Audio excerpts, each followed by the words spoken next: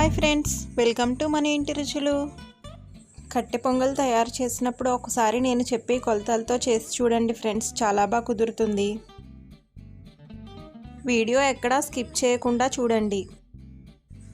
దేవుడికి ప్రసాదంగా ఈ కట్టె పొంగల్ని చేసుకుంటారు, లేదా మనం మార్నింగ్ బ్రేక్ఫాస్ట్లోకైనా చేసుకోవచ్చు.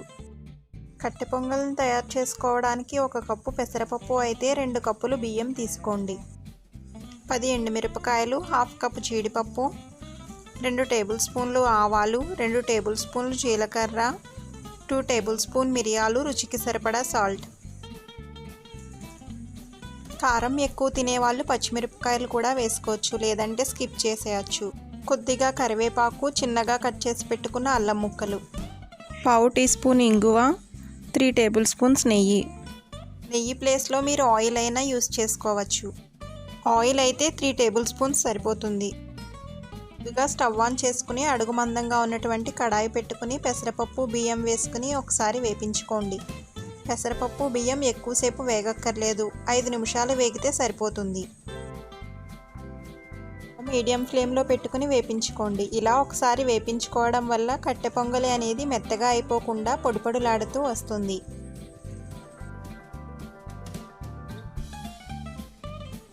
వేపించుకున్నాక స్టవ్ ఆఫ్ చేసుకుని పక్కకు తీసుకుని చల్లారిన తర్వాత 2-3 సార్లు బాగా వాటర్ పోసుకుని పెసరపప్పు, బియ్యాన్ని కడుక్కోండి.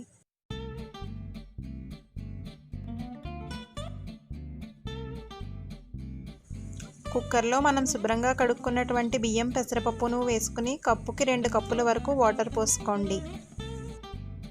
నేను ఇక్కడ కప్పు పెసరపప్పు, 2 కప్పులు బియ్యం తీసుకున్నాను కాబట్టి 6 కప్పుల వరకు వాటర్ పోస్తున్నాను.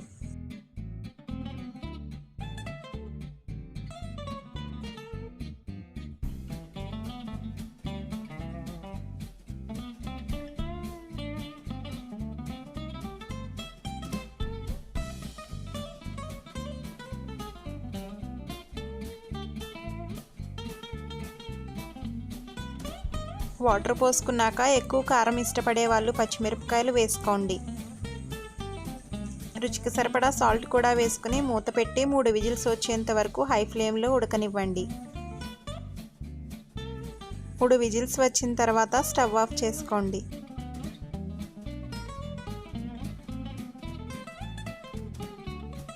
ప్రెషర్ అంతా పోయి కుక్కర్ కొద్దిగా చల్లారిన తర్వాత మూత తీసుకుని చూడండి. పెసరపప్పు, అన్నం బాగా ఉడికిపోయింది. ఇలా ఉడికితే సరిపోతుంది.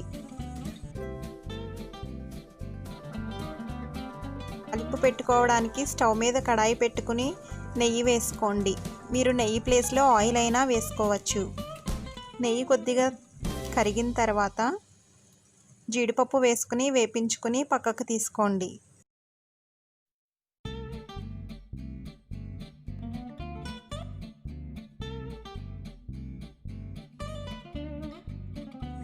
జీడిపప్పు గోల్డెన్ బ్రౌన్ కలర్ వచ్చేంత వరకు వేగిన తర్వాత ప్లేట్లోకి తీసుకోండి.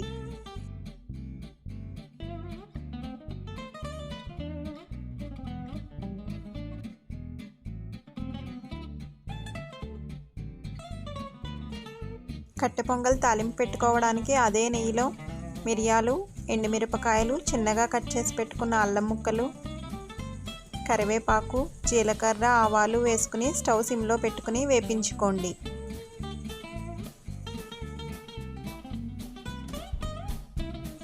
మీరు ఒకవేళ పచ్చిమిరపకాయలు వేసుకోకపోతే మిరియాలు ఇంకొక స్పూన్ యాడ్ చేసుకోవచ్చు.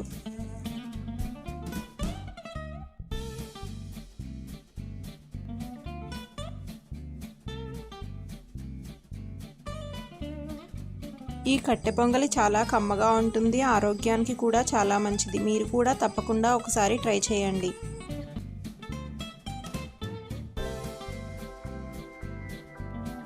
తాలింపు అంతా కొంచెం వేగిన తర్వాత ఇంగువ వేసుకోండి.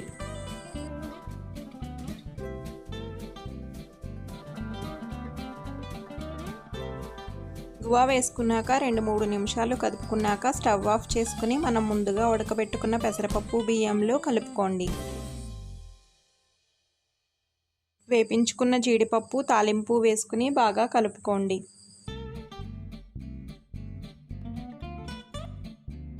తాలింపు అంతా బాగా కలుపుకున్న తర్వాత బౌల్లోకి తీసుకోండి. పొంగలి ఆరోగ్యానికి ఎంతో మంచిది. మీరు కూడా ఒకసారి తప్పకుండా ట్రై చేయండి. ఓకే ఫ్రెండ్స్, మీకు కనుక నా వీడియో నచ్చినట్టయితే లైక్ చేయండి, షేర్ చేయండి. ఫస్ట్ టైం చూస్తున్నట్టయితే సబ్స్క్రైబ్ చేసుకుని పక్కనే ఉన్న బెల్ ఐకాన్ క్లిక్ చేసి ఆల్ అనే ఆప్షన్లో పెట్టుకోండి. నేను వీడియో పెట్టిన వెంటనే మీకు నోటిఫికేషన్ వస్తుంది.